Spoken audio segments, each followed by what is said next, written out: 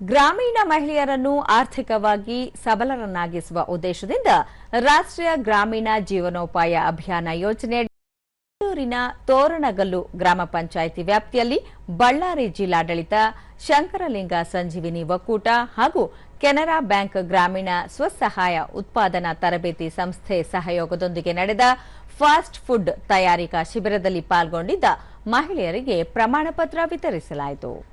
ಗ್ರಾಮೀಣ ಮಹಿಳೆಯರಿಗಾಗಿ ಜುಲೈ 1ರಿಂದ ಆರಂಭವಾಗಿದ್ದ ಶಿಬಿರದಲ್ಲಿ ಸುಮಾರು 35 ಮಂದಿ ಮಹಿಳೆಯರು ಭಾಗವಹಿಸಿದ್ದರು.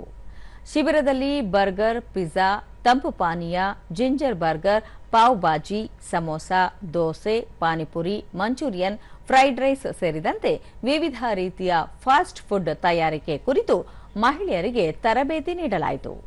ಈ ವೇಳೆ ಸಂಡೂರು ತಾಲೂಕು ಪಂಚಾಯಿತಿ ಕಾರ್ಯನಿರ್ವಾಹಕ ಅಧಿಕಾರಿ ಮಡಗಿನ ಬಸಪ್ಪ, ತೋರಣಗಲ್ಲು ಗ್ರಾಮ ಪಂಚಾಯಿತಿ ಸಿಇಒ ಹಾಗೂ ಶಿಶು ಅಭಿವೃದ್ಧಿ ಯೋಜನಾಧಿಕಾರಿ ನಾಗರಾಜ್, ತಾಲೂಕು ಪಂಚಾಯಿತಿ ಅಧಿಕಾರಿ ರೋಷನ್ ಜಮೀನ್, ಉಡುಪಿ ಸಂಪನ್ಮೂಲ ವ್ಯಕ್ತಿ ಸಂಧ್ಯಾ ಮೋಹನ್ ಮತ್ತಿತರರು ಕಾರ್ಯಕ್ರಮದಲ್ಲಿ ಪಾಲ್ಗೊಂಡಿದ್ದರು.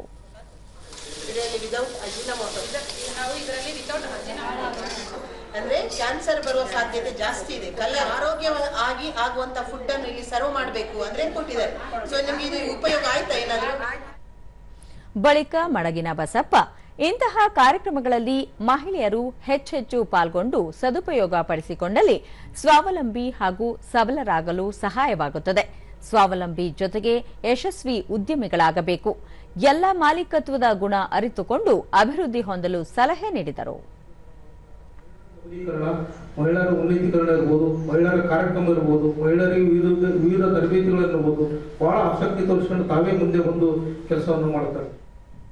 ನಾಗರಾಜ್, ಸರ್ಕಾರ ವಿವಿಧ ಯೋಜನೆಗಳಡಿ ಮಹಿಳೆಯರಿಗೆ ನೀಡುವ ಸಾಲ ಸೌಲಭ್ಯ ಬಳಸಿಕೊಂಡು ಸ್ವ ಉದ್ಯೋಗ ಕಂಡುಕೊಳ್ಳಬೇಕು. ಇಂತಹ ಫಾಸ್ಟ್ ಫುಡ್ ಮನೆ ಕೆಲಸಕ್ಕಿಂತ ವಿಭಿನ್ನವಾಗಿದ್ದು ತಯಾರಿಕೆಯಲ್ಲಿ ತೊಡಗಿಸಿಕೊಂಡಲ್ಲಿ ಜನರನ್ನು ಆಕರ್ಷಿಸುವ ರೀತಿ ಉತ್ತಮ ಆಹಾರ ತಯಾರಿಸಿ ಹೆಸರುವಾಸಿಯಾಗಬೇಕು ಎಂದರು. ಈಗಾಗಲೇ ಕಲ್ತಿದ್ರಿ ಮತ್ತೆ ಎಲ್ಲರೂ ಮಹಿಳೆಯರಿರೋದ್ರಿಂದ ನಿಮ್ಮ ಮನೆಯಲ್ಲಿ ಮಾಡ್ತಕ್ಕಂಥ ಅಡಿಗೆಗೂ ಇಲ್ಲಿ ಹೇಳ್ಕೊಡ್ತಕ್ಕಂಥ ಅಡಿಗೆಗೂ ವ್ಯತ್ಯಾಸ ಇರುತ್ತೆ. ಸೊ ಇಲ್ಲಿ ಕರೆಕ್ಟಾಗಿ ಎಷ್ಟು ಏನು ಕ್ವಾಂಟಿಟಿ ಹಾಕಬೇಕು ಅದೆಲ್ಲ ನಿಮ್ಗೆ ಹೇಳ್ಕೊಟ್ಟಿರ್ತಾರೆ. ದೂರದರ್ಶನದೊಂದಿಗೆ ಸಂಪನ್ಮೂಲ ವ್ಯಕ್ತಿ ಸಂಧ್ಯಾ ಮೋಹನ್, 12 ದಿನಗಳ ಶಿಬಿರದಲ್ಲಿ ಸಸ್ಯಾಹಾರಿ ಮತ್ತು ಮಾಂಸಾಹಾರಿ ಸೇರಿದಂತೆ ಜನರು ನಿತ್ಯ ಸೇವಿಸುವ ಆಹಾರಗಳ ಕುರಿತು ತರಬೇತಿ ನೀಡಲಾಗುತ್ತಿದೆ ಎಂದು ತಿಳಿಸಿದರು. ಅಂದ್ರೆ ಹಾಗೆ ನಾನ್ ವೆಜ್ ಕೂಡ ಚಿಕನ್ ಅಲ್ಲಿ ಸಹ ಕೆಲವು ಐಟಮ್ ಹೇಳಿಕೊಟ್ಟಿದ್ದೇವೆ. ಪಾವ್ ಭಾಜಿ ಆಗಲಿ, ವಡಾ ಪಾವ್ ಆಗಲಿ, ಅಥವಾ ಈಗೊಂದು ಅಂದ್ರೆ ಒಂದು ನಾವೀಗ ಸೇಲ್ ಮಾಡಲಿಕ್ಕೆ ಯಾವ ತರ ಐಟಮ್ ನಾವು ಮಾಡಬೇಕು ಪ್ರಿಪೇರ್ ಅದೆಲ್ಲವನ್ನು ಇಲ್ಲಿ ಹೇಳ್ಕೊಳ್ಳಿಕ್ಕೆ. ಶಿಬಿರಾರ್ಥಿ ರಾಜೇಶ್ವರಿ, ಕಳೆದ 15 ವರ್ಷಗಳಿಂದ ಮಹಿಳಾ ಸಂಘದಲ್ಲಿ ತೊಡಗಿಕೊಂಡಿದ್ದು ಕೌಶಲ್ಯ ತರಬೇತಿಯಲ್ಲಿ ವಿವಿಧ ರೀತಿಯ ಫಾಸ್ಟ್ ಫುಡ್ ತಯಾರಿ ಪಡೆಯಲಾಗಿದೆ.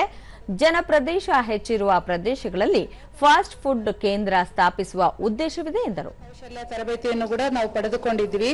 ಈಗ ಕೆನರಾ ಬ್ಯಾಂಕ್ ಕಡೆಯಿಂದ ತರಬೇತಿ ಉದ್ಯಮಿಯಿಂದ ನಾವು ಫಾಸ್ಟ್ ಫುಡ್ ತರಬೇತಿಯನ್ನು ಪಡೆದುಕೊಳ್ತಾ ಇದ್ದೀವಿ. ಇದರಲ್ಲಿ ಅನೇಕ ರೀತಿಯಲ್ಲಿ ವೆರೈಟೀಸ್ಗಳನ್ನು ನಾವು ಕಲ್ತಿದ್ದೀವಿ.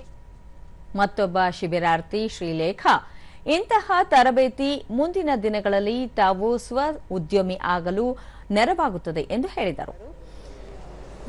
ಸಣ್ಣ ಮಕ್ಕಳಿಂದ ದೊಡ್ಡ ಮಕ್ಕಳವರೆಗೂ ಫಾಸ್ಟ್ ಫುಡ್ ಆಹಾರವನ್ನು ಇಷ್ಟದಿಂದ ಸೇವಿಸುತ್ತಾರೆ. ಅದರಿಂದ ನನಗೆ ಸ್ವ ಉದ್ಯೋಗ ಮಾಡಿಕೊಳ್ಳಲು ಒಳ್ಳೆಯ ಅವಕಾಶ.